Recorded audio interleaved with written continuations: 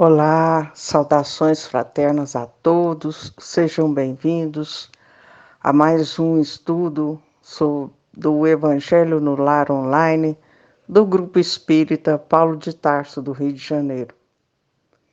Eu sou Vânia e para os estudos de hoje nós teremos a colaboração dos nossos companheiros Hernandes e Norma, que lerão e comentarão duas mensagens maravilhosas ditadas por Jesus, o Espírito de verdade, para encerrar o capítulo 6 do Evangelho segundo o Espiritismo, o Cristo Consolador. Convidamos você para estudar conosco e que você compartilhe esse estudo com amigos, colegas de trabalho profissional, pois nesses breves instantes nós trazemos Jesus para mais perto de nós. E assim pedimos, Mestre, o amparo e assistência para todos aqueles que participam conosco desse momento, encarnados e desencarnados, por aqueles que estão atravessando tribulações, problemas de natureza variada, que todos possam ser amparados, fortalecidos e intuídos, Senhor, quanto a melhores escolhas, a melhores caminhos para prosseguirem em sua caminhada no corpo físico. Mestre Jesus, que a vossa paz, que o vosso amor nos envolvam a todos, recordando, como nós já vimos anteriormente, o apelo de Jesus para que nós, espíritas, nos amássemos e depois que nós nos instruíssemos. Porque a instrução sem o amor, ela fica incompleta. Então, vamos nos esforçar para, dia a dia, sermos mais fraternos, mais solidários, menos egoístas, e assim podemos alcançar a felicidade a que todos almejamos. Que assim seja, graças a Deus.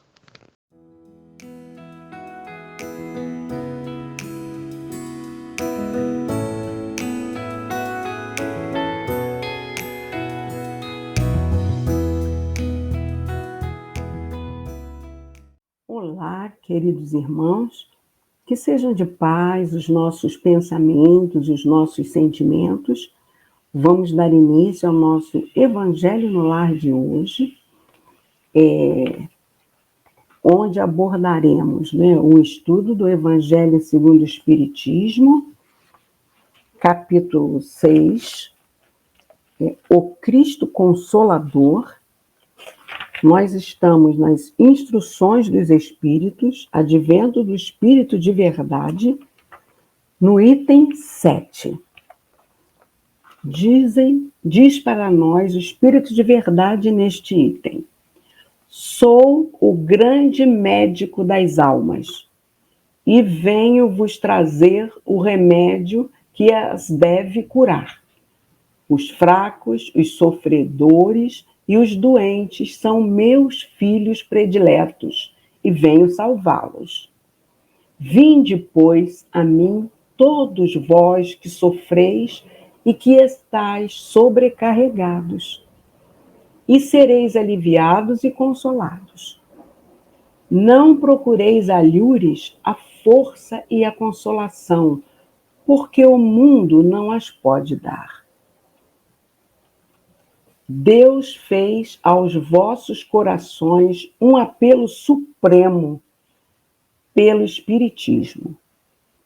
Escutai-o, que a impiedade, a mentira, o erro, a incredulidade sejam extirpados de vossas almas doloridas. São esses os monstros que se saciam de vosso sangue mais puro. e que vos ferem quase sempre mortalmente. Que no futuro, humildes e submissos ao Criador, pratiqueis sua divina lei. Amai e orai. Sede dóceis aos Espíritos do Senhor. Invocai-o do fundo do coração. Então, ele vos enviará seu Filho bem-amado para vos instruir e vos dizer estas boas palavras. Eis-me aqui, venho a vós, porque me chamastes. O Espírito de Verdade, Bordeaux, 1861. Então, meus irmãos, Jesus é o médico das almas, tá? E sabe reconhecer o que se passa no íntimo de cada um de nós. Isto porque ele vê nas raízes do nosso inconsciente o nosso passado. E assim compreende as nossas atitudes do presente e sabe delinear o nosso futuro. Um exemplo marcante, não é? Foi o que ele fez com Saulo de Tarso, não é? Ele conhecia as qualidades que esse espírito, embora estivesse equivocado naquela sua determinação de perseguir cristãos, porque no seu entendimento presente, naquele momento que ele perseguia, os cristãos, iriam colocar em xeque o judaísmo, que era a religião que ele crescera e fora preparado, né, para chegar ao topo dessa religião. Mas Jesus viu fundo que ele precisava daquela força, daquele espírito voluntarioso, inteligente, e que tinha aquela imperiosidade mesmo de colocação de propósitos para que o seu evangelho transpusesse as fronteiras de Jerusalém. E então ele encontra-se com Paulo, como todos nós espíritas sabemos, na estrada de Damasco, e há aquela transformação, não é? Saulo passa a ser o nosso querido Paulo de Tarso, que propiciou a expansão do conhecimento evangélico de Jesus, chegando até nós, inclusive, não é verdade? Bom, Jesus, além de curar as mazelas por onde ele passava, ele mostrava a causa e dava um roteiro para que a pessoa pudesse trilhar no caminho do meio, aquele mais curto que nos leva à evolução. E o remédio que ele pregava era o exercício das leis morais. E ele exemplificava isso enquanto esteve encarnado entre nós o tempo todo.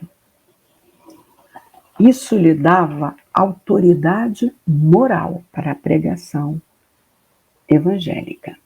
Assim, ensinou que colhemos no presente o que semeamos no passado, que precisamos abandonar o homem velho, como fez Paulo, não é? Pelo caminho de novas atitudes. Então, Paulo, ele não ficou preso ao remorso do que ele já fez de equivocado no passado. Ele ergueu a cabeça, o que se fez no passado está escrito no livro da nossa história, não temos como mudar, mas podemos nos transformar e mudar o futuro. E é isso que Paulo fez. Os fracos, os sofredores e os doentes são meus filhos prediletos e venho salvá-los, né? A leitura nos fala. Então, muitos de nós vivemos na ilusão que a felicidade está nos prazeres da matéria, né? Esquecidos que somos espíritos imortais e precisamos buscar a luz que nos leva à evolução espiritual. Porque foi para isso que essa existência nos foi dada. Reencarnamos para evoluirmos. Então, para conquistarmos harmonia física e espiritual, é necessário extirparmos de nossa alma sentimentos que nos levam à impiedade, à mentira e ao erro e à incredulidade, como a leitura nos fala. A profilaxia utilizada por Jesus na prevenção e abreviação das doenças da alma são o autoconhecimento para buscarmos o autoaperfeiçoamento. Então, quando Jesus curava, ele dizia: vá e não peques mais. Não é verdade? Tem pessoas que sempre colocam a culpa dos seus sofrimentos em alguém e não fazem essa auto-reflexão de si mesmas, onde preciso melhorar, para que não aconteça essa reincidência de coisas negativas comigo. Não é verdade? Jesus curou também alguns que a doença voltou, não é verdade, meus irmãos? Mas isso é por quê? Por que a doença volta? A cura é a ausência da doença, total. Agora, se ela volta, é porque lá na matriz perispiritual, a gente continua com nódoa. Por exemplo, com mágoas, com o não perdão. A ciência já comprovou que essa história de você ficar magoado e ficar perpetuando esse sentimento ocasiona enfermidade. Certa vez eu ouvi numa palestra na Rádio Rio de Janeiro a expositora falando acerca de um médico que ele aconselhou uma paciente dele que estava com a enfermidade do câncer. E ele aconselhou-a: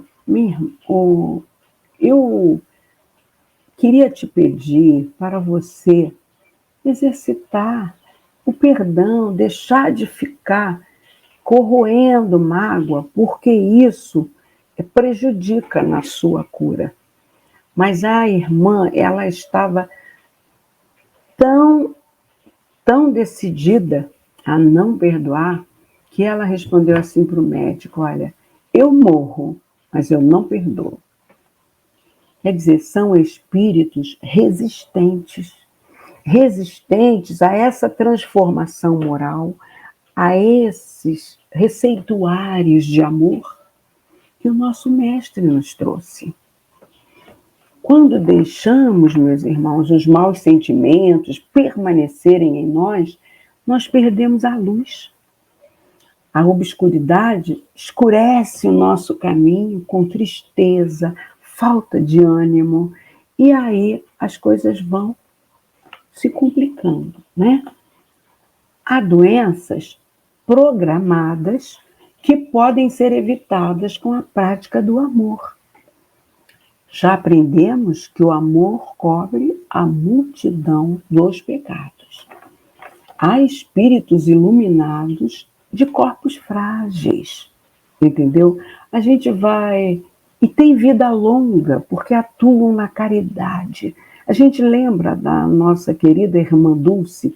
Ela tinha uma dificuldade respiratória enorme. Era um corpo físico frágil, mas um corpo espiritual rico de energia, e ela ajudou muito na seara da caridade. O mesmo nosso querido Chico e outros tantos, meus irmãos, que fazem opção pela prática do amor, né? Muitas das nossas doenças também, elas vão resultar dos nossos excessos. E o nosso mestre, ele nos dá então 3 remédios para nós seguirmos. O perdão, porque ele nos livra das vibrações pesadas que nos fazem perder a saúde, né? A fé, porque aglutinamos forças divinas em nós. Nós vimos no Evangelho o exemplo da mulher hemorrágica, né? Curada ao tocar as vestes de Jesus, porque ela tinha muita fé que ela iria conseguir esse êxito. Também podemos notar no Evangelho a cura do servo do centurião romano, que ele tinha uma fé inabalável em Jesus, e quando procurou o mestre, ele disse: Mestre, eu não sou digno de que entreis em minha morada, mas dizei uma só palavra, o meu servo será salvo. Quer dizer, ele tinha essa convicção que a fé nos traz. E o amor, né? Que nós já vimos que remove a multidão dos pecados, né? Bom, quando recorrermos ao auxílio do médico dos médicos, é preciso estarmos com pureza no coração, com sentimentos limpos, como Zaqueu. Lembra que a música nos ensina? Entra na minha casa, entra na minha vida, mexe com minha estrutura, sara todas as feridas. Zaqueu tinha fé, não é? Em Deus. Para a gente conseguir evoluir, então, a doutrina espírita nos traz lá na questão 919 o ensinamento, né, de conhece-te a ti mesmo, né, que Santo Agostinho nos trouxe. Refletirmos no que estamos fazendo de equivocado durante o dia, toda noite, quando a gente vai repousar. Fazer uma passada, né, o que eu fiz hoje, né? Qual foi o bem que eu deixei de fazer, que eu podia ter feito? Não é só o mal que eu fiz, mas o bem que eu deixei de fazer e que eu poderia ter feito. Então, por isso que Jesus diz, né, para irmos ao encontro desse médico, né? Vinde a mim todos que estáis cansados, que eu os aliviarei. Então, ele recomenda para nossas almas enfermas do passado e equívocos do presente também uma terapia da alma, certo? Se a nossa perturbação é porque somos egoístas, lembremos, faze aos outros o que desejais que te façam. Se for a cólera, tem pessoas que são, eu sou assim, meu jeito é esse, eu fico colérico mesmo, não. Temos que trabalhar a paciência. Na paciência, possuirás a ti mesmo. Então, você vai domar essa sua má tendência. Vaidade. Não entrarás no reino dos céus sem a simplicidade de uma criança, Jesus disse. Na conduta, na busca das falsas virtudes, o mestre nos diz: se aspiras a ser o maior, ser o servo de todos. Na discórdia do ódio, ele nos falou o quê? Ama aos teus inimigos. Nos delírios da ignorância, aprende com a verdade e a verdade te libertará, né? Conhecereis a verdade e ela vos libertará. Nas ofensas, o que disse o mestre? Perdoa 70 vezes, 7 vezes as ofensas sofridas, né? Nos desesperos provocados pelas alheias violências, ora pelos que te perseguem, pelos que te caluniam. nos momentos de incerteza sobre qual direção a tomar, o que o mestre disse? Se queres vir após mim, nega a ti mesma, toma a tua cruz e segue-me. Jesus não curava a todos, porque a doença é uma temperatura da alma dentro do mecanismo da evolução humana. É a filtragem no campo dos desequilíbrios espirituais. Por isso, a gente não deve fazer eutanásia. É um momento que estão sendo drenadas essas energias pesadas do perispírito para o corpo físico para serem queimadas na terra, no sepultamento. Ele curava aqueles que os efeitos purificadores da enfermidade já haviam atingido o objetivo do reequilíbrio, ou aqueles que tinham condição, merecimento de receberem esse alívio. Então, busquemos a nossa disciplina nas nossas atitudes dentro das leis morais. A verdadeira cura é a do espírito. Ele nos oferece alívio para o cansaço, para o desespero. Nosso mestre nos oferece esse alívio. Ele nos dá, então, uma trégua em meio à caminhada. O alívio nos permite recuperar as forças e continuar a marcha com mais confiança, com mais esperança, na certeza da vitória do espírito sobre a matéria que nos aguarda, não é, meus irmãos? Se não desistirmos, não é? Sermos persistentes nessa reforma nossa. Então, o médico dos médicos também tem seus auxiliares, certo? O Dr. Bezerra, no livro O Médico Jesus, de José Carlos de Luca, ele faz algumas considerações na introdução.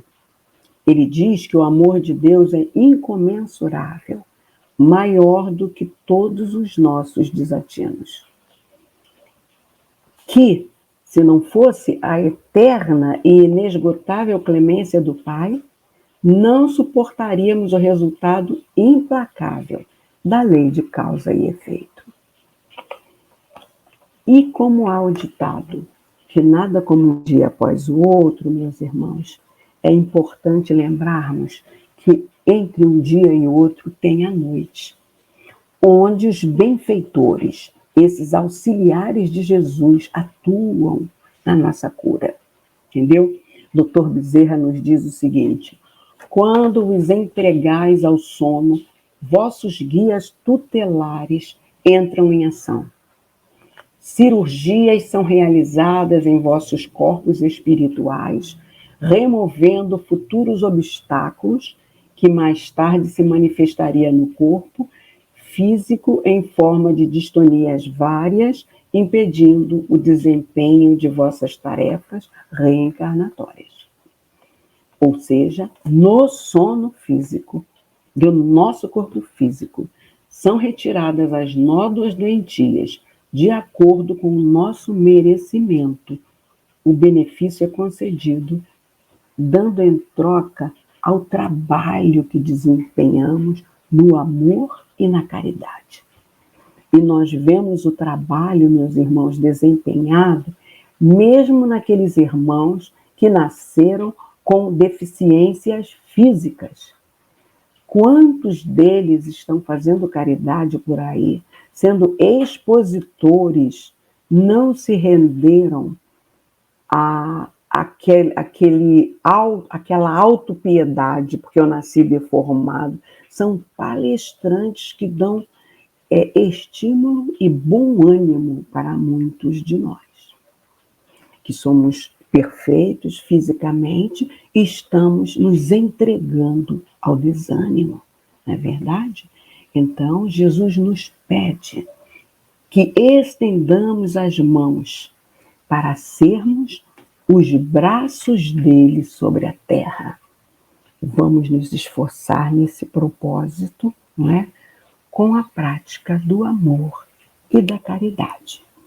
Agora, vamos passar a palavra para o seu Hernandes para ele dar continuidade ao estudo de hoje. Muito bem. E a palavra continua com a dona Norma. Por favor. Vamos, deixa eu só, eu tinha fechado. Aí, capítulo 6, item 8. Isso. Do Evangelho segundo o Espiritismo. Item 8, querido. Não se preocupe, não, que a sua voz acalenta, a sua voz estimula, é bom ouvi-la. Então, pode ir falando aí que eu estou aqui para ouvir. Por favor. Obrigada, seu Hernandes. Vamos dar prosseguimento, então, à leitura do item 8. Deus consola os humildes e dá a força aos aflitos que lhe a pedem. Seu poder cobre a terra e por toda parte, ao lado de uma lágrima, coloca ele um bálsamo que consola. O devotamento e a abnegação são uma prece contínua e encerram um ensinamento profundo. A sabedoria humana reside nessas duas palavras.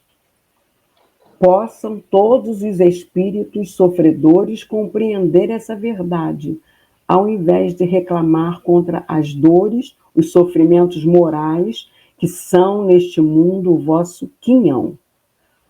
Tomai, pois, por divisa essas duas palavras, devotamento e abnegação, e sereis fortes, porque elas resumem todos os deveres que vos impõem a caridade e a humildade. O sentimento do dever cumprido vos dará o repouso do espírito e a resignação. O coração bate melhor, a alma se asserena e o corpo não tem mais desfalecimento, porque o corpo sofre tanto mais quanto o espírito está mais profundamente atingido. O espírito de verdade, Le Havre, 1863. Prontinho, Sr. Hernandes, agora as suas considerações. Muito obrigado. Vamos lá. Deus consola os humildes e concede forças aos aflitos que a pedem. Os humildes.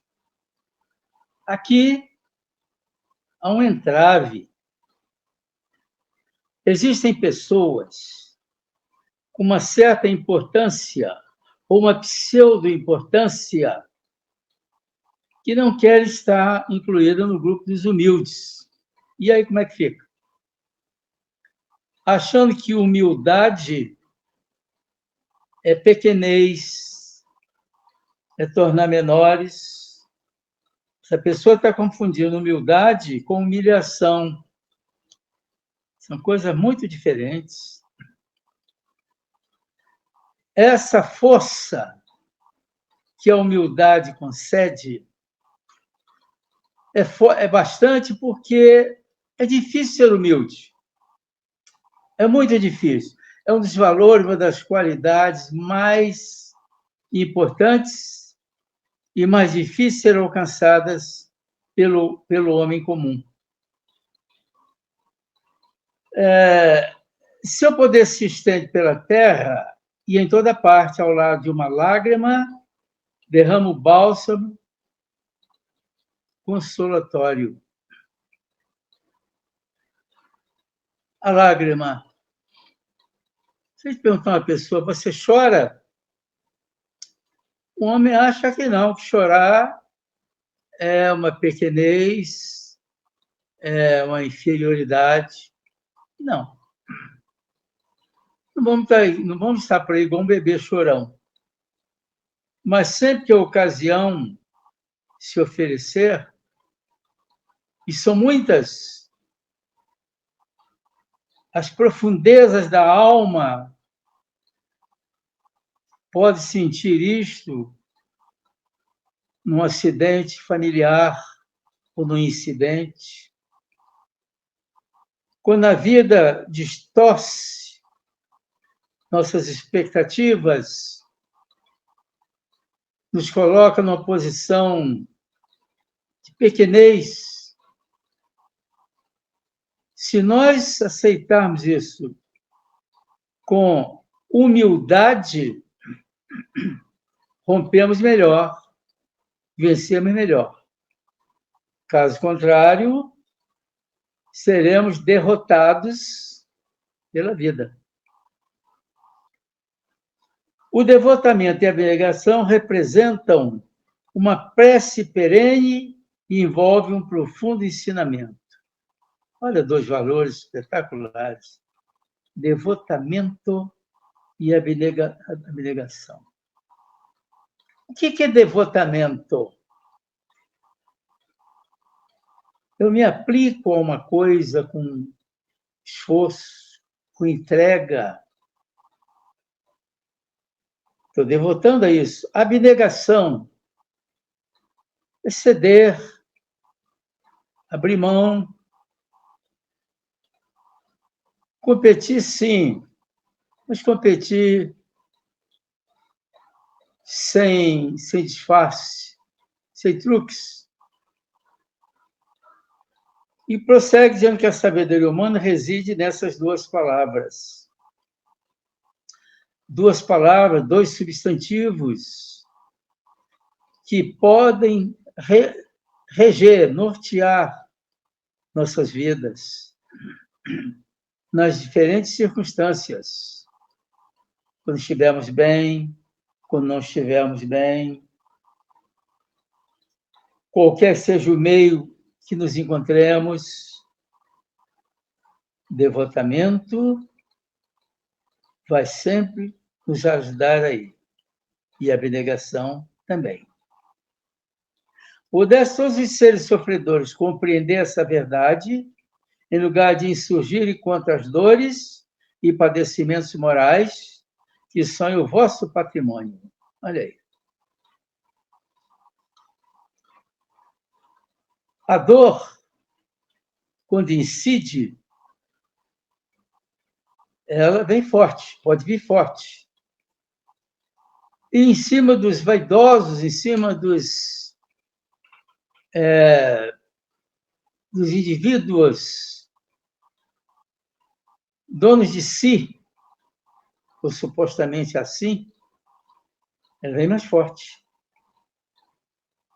Aí o nosso patrimônio, que supunhamos ter, vai ruindo, e vamos despertando em busca da volta desse devotamento e abnegação. Quando a gente tem isso, ao invés de fraqueza, é fortaleza. Porque estão os deveres impostos pela caridade e humildade. Tem gente que pensa ser humilde é ser inferior. Não. A humildade é um dos valores mais difíceis de alcançarmos. Temos que nos reduzir a zero no nosso orgulho, na nossa vaidade, na nossa suposta superioridade. Isso constrange hoje. Se a gente se descobrir com o sentimento dessa natureza, eu sou o melhor, eu sou o vitorioso.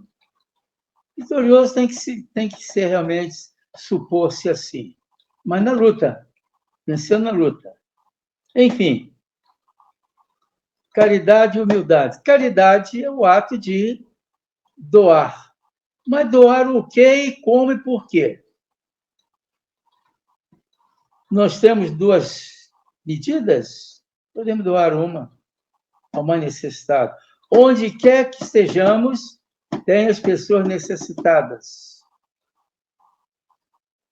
Já falei, estou em mente, aqui volta e meia aparece uma pessoa requerendo algo aqui. E a vida é tão simples, para nós é tão simples, custa tão pouco, e para aquela pessoa é uma coisa tão valiosa para matar a fome às vezes, ouvir uma palavra de estímulo, de conforto. Isso é caridade. E a humildade? A humildade é quando numa competição nós precisamos ser vencedores, sim, de nós mesmos, mas a humildade nos leva a um pódio de vencedores de nós mesmos. A humildade é tida como a maior dos valores que o homem possa oferecer. E quanto mais importante, quanto mais sábio for, mais próximo esse homem se aproxima, está da humildade. Se isso for consciente, com aceitação. Não adianta dizer humilde por lábios, ou forçando para ser humilde. Não, não. Ele não tem valor nenhum. Ao contrário, é hipocrisia. O efeito do cumprimento desse dever vos facilitará a tranquilidade do espírito e a resignação. Resignação. Como é que é essa resignação? Isso é um valor extraordinário. Eu sou um vencedor? Se entrar numa competição é para vencer, mas sempre vencendo a si próprio. E enquanto eu não vencer a mim mesmo, eu não sou um vencedor. A resignação, se ela escapar de nós para a vaidade, para os supostos direitos, supostos valores, estaremos ingressando num campo de inferioridade sem tamanho. Teremos depois vergonha de nós mesmos. Eu fui capaz disso? Não, repita que não estou falando de humilhação, não. Humilhação não tem nada com humildade, tem com resignação. Humilhação, não precisa falar de humilhação, que ela não está nem cabendo aqui agora. O coração vibrará melhor, a alma se acalmará e o corpo não terá mais desfalecimento, pois quanto mais o espírito sofre, tanto mais o sofrimento reage sobre o corpo. O coração é um órgão vivo, é um ser vivo. Nós vivemos em função desse coração. A bondade e o amor situam-se lá no secreto, no mais secreto, no ventrículo esquerdo. Se o ventrículo esquerdo estiver brilhante, iluminado, pode deixar que ali nós somos abençoados. A humildade toma conta de nós, humildade consciente. Eu abro mão de alguma coisa sem disputas, às vezes, para o mais frágil, para uma criança, para o mais pobre, para o mais idoso. Então, humildade, ela é importantíssima em nossa vida. Se nós fizermos isso com entrega, com consciência, precisamos da energia de todos, da intenção de todos, para que possamos imitar Jesus, transformar água em vinho.